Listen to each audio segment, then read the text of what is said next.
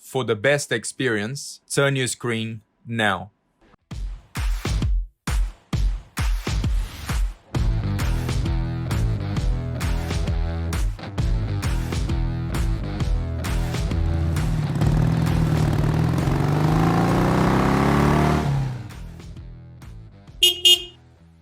Hi guys, welcome to another Universal RideSafe episode, and today we'll be talking about an introduction to basic maintenance checks. Okay, so obviously this is designed for sort of learner riders who perhaps just bought their small 125 automatic or manual, and today's introduction will be on a manual bike 125cc. Okay, so first thing we need to do regarding basic maintenance checks is to understand that we are gonna go basic. Okay, so obviously we're talking about surface check, so this is not a deep maintenance check or maintenance course. So we're going to be talking about from a learner rider perspective, or someone who doesn't have very technical motorcycle skills, but at the same time they want to make sure that their bikes is safe at the basic level on the road. So first thing we're going to do is think about the main elements to check on your bike, so on your 125. And basically what we have to understand is what is that makes the bike tick. Yeah, so first thing we have to think about is what makes the bike stop. So obviously we have to look at the brakes, because obviously the brakes will stop the rotation of the wheel, so the front wheel and the rear wheel. So first things we check about bikes is making sure the brakes are working properly. So what I'm going to do with this bike, I'm going to take it off the stand just for demonstration purposes, and then I'm going to wheel the bike forward. I'm going to wheel it forward and apply the front brake in the process.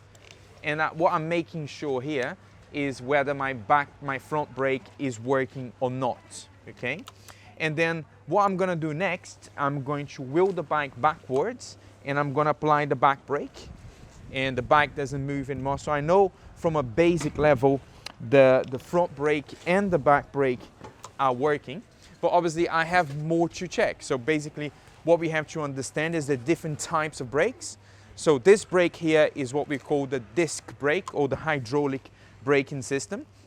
So it consists of several parts. So the main parts are the disc. So we've got a metal disc in here, we've got some perforations there, and the purpose of those perforations is to dissipate heat, because inside this metal part here, which is called the caliper, we have the brake pads, and the brake pads is normally made of fiber.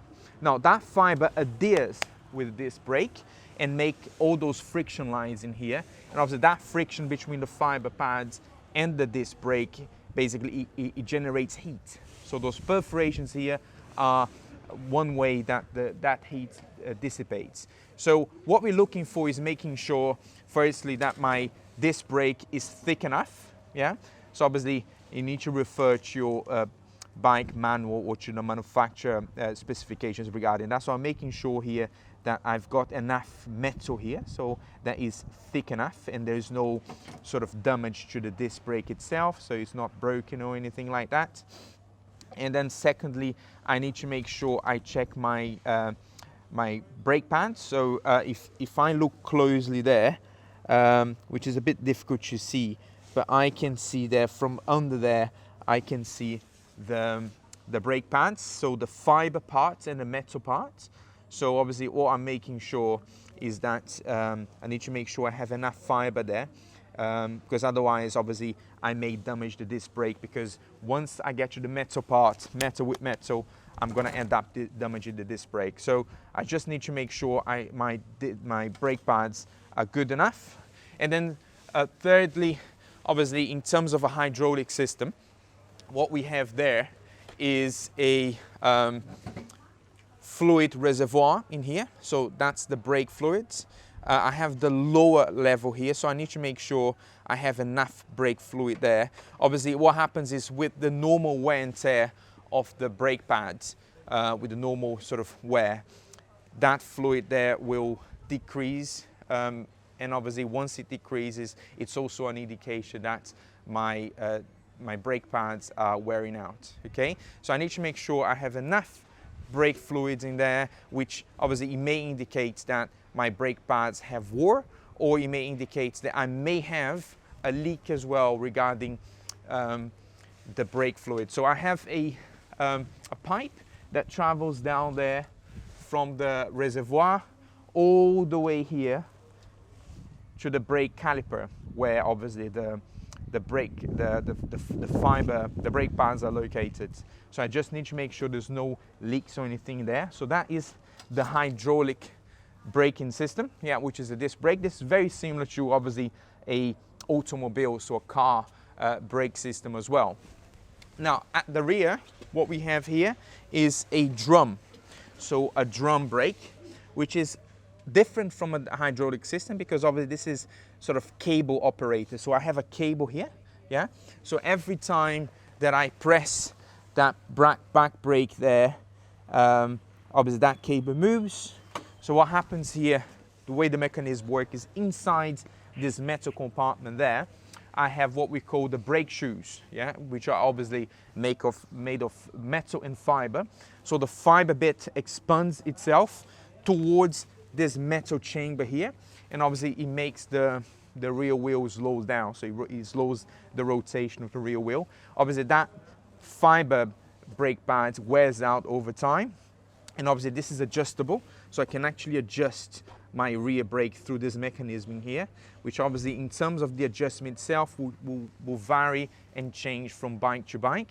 And obviously I recommend you to check your manual, your owner's handbook, or download the manual for your machine through the manufacturer's website, okay? Obviously if that fails, then you can always ask an opinion from your mechanic or from your workshop in terms of whether or not you should adjust it yourself, or whether you take it to a professional motorcycle mechanic to do the adjustments for you, okay? So those are the brake parts of the bike. So we've checked the front brake and the back brake, whether they're working or not. And in terms of what makes the bike tick, so we covered the brakes, and now we're gonna cover the lights. Obviously the lights, it's an element of visibility, of conspicuity, and that's how obviously other road users will see you on the road, but it's also a method of communication. It's how we often communicate to the other road users. So with the indicator, obviously we are communicating our intention, so whether to turn right, or to turn left, or to pull up, or to pull over, or to move away. And obviously we have the rear light as well. So I'm just gonna turn the bike on for a moment. So I'm gonna turn the ignition on, and for the purpose of this check, I'm gonna start the bike. So I have the electrical system working. So I know that I have enough battery there because obviously the bike started. And what I'm checking here, I'm making sure my tail light is working and making sure this plastic cover here is it's damage free, so there's no damages to it and it's nice and clean. And now I'm gonna be checking the brake lights. So the front brake, I can put my hand here like that, or it can reflect on a wall if I had a wall here. And also I'm gonna check the rear brake light as well, which are both working. Secondly, I'll be checking the registration number, the number plate light. So I have a small light in there, and obviously that illuminates the registration number here, which obviously is very important when I'm riding at night, okay? Now, thirdly, I'll be checking the indicators, and obviously that's how I communicate to the other road users. So I make sure my right signal works, my left signal works. I'm making sure this plastic protector here is nice and clean, so there's no cracks or anything on it. And regarding the front of the bike, I'm now gonna check the headlights. So I wanna make sure my headlight work. So this is the low beam, and then this is the high beam, yeah? So both low beam and high beam are working. I'm making sure this plastic cover is also sort of clean and damage free.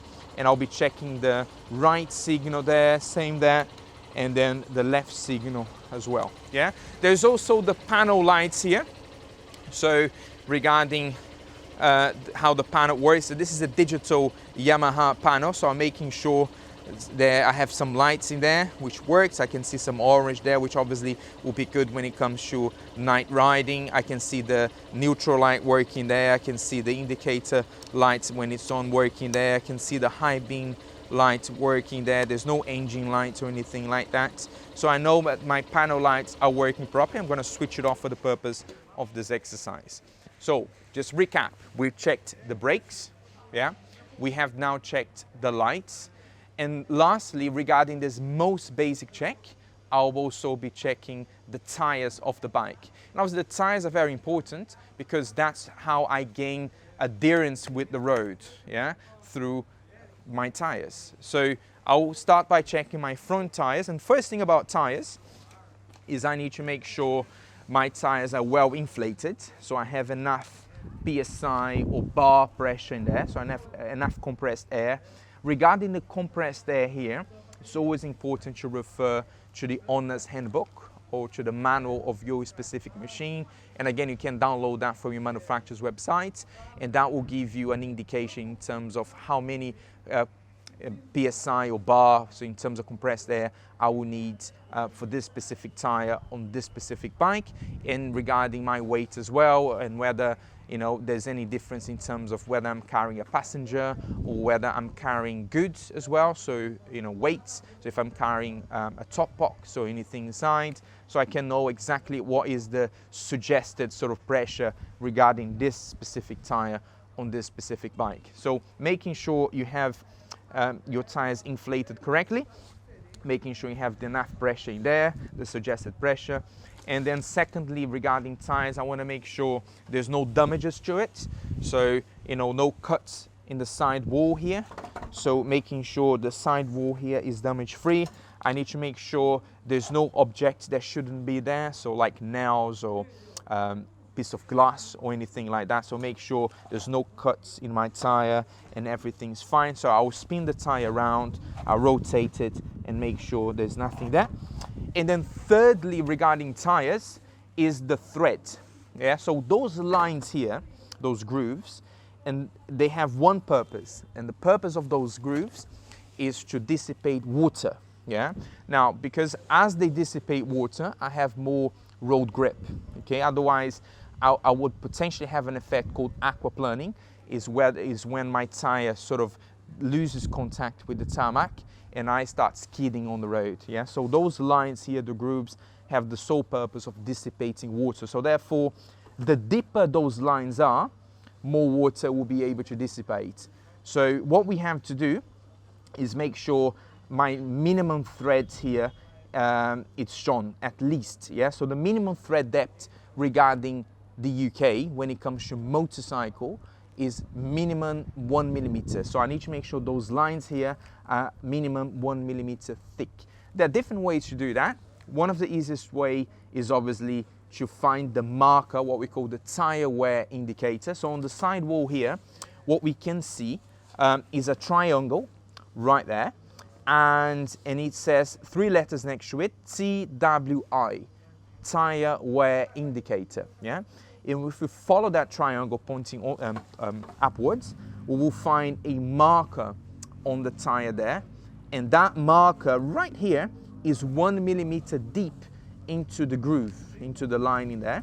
So therefore, that will mark whether my bike has reached the minimum thread depth legal limits or not. So obviously, I have plenty of thread here, so at least 3 millimeters or so, because obviously I can clearly see the marker deep inside the groove in there. And obviously I need to make sure when it comes to the UK aspect of things that my tire is above 1 millimeter level throughout at least 3/4 of the tire. Yeah, so 3/4 of the tire there.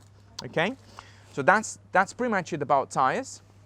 So what we've done so far is brakes, lights and tires, and that is the most basic check I need to do before I actually get this bike on the road. Yeah, is what we call the BOT. So as a mental exercise, so as a mental prompt, in terms of remembering this, you know, when I'm stationary or before I get on my bike in the morning, for example, is remembering, okay, so BLT in the UK stands for bacon, lettuce and tomatoes, which is a type of sandwich, which obviously is something that we can sort of recall as well as a mental note. But having that BLT abbreviation may help to jolt your memory in terms of remembering what you have to do. So checking the brakes, make sure your brakes are working, checking your lights, so making sure your electrical system and your lights are working properly. And lastly, making sure your tires are roadworthy, okay? So BLT, obviously, in terms of checking the bike in more detail, I would advise you to check it even further. And in terms of the brakes, so we already done the brake checks, but also checking the oil for your bike as well. Obviously, the oil is something very important for your bike. Obviously, the oil inside the engine, it has two primary functions. So the first one is part of the cooling system, so it cools the bike down. Yeah. The second function of the oil inside your engine is to lubricate your engine from the inside. Okay. So what we're going to do now is we're going to be checking the oil levels for this bike. So we'll come to where obviously the oil is on this bike, which this specific bike is a manual 125 Yamaha. So we have what we call a dipstick in here, which is very similar to the car really. So I'm going to unscrew the dipstick. Normally this is a cold check, so before I start this bike in the morning, for example, because obviously the oil in this specific bike, because it's a cold check, it will be settled at the bottom of the engine. So once I remove the dipstick, what I should do is get a piece of tissue or a napkin or a piece of cloth, and I'm gonna wipe the dipstick clean, yeah? So I'm gonna remove all the residues of oil in there. And once I remove it, then I have a clear picture of what's going on. So what I'm looking for here is these markers in there.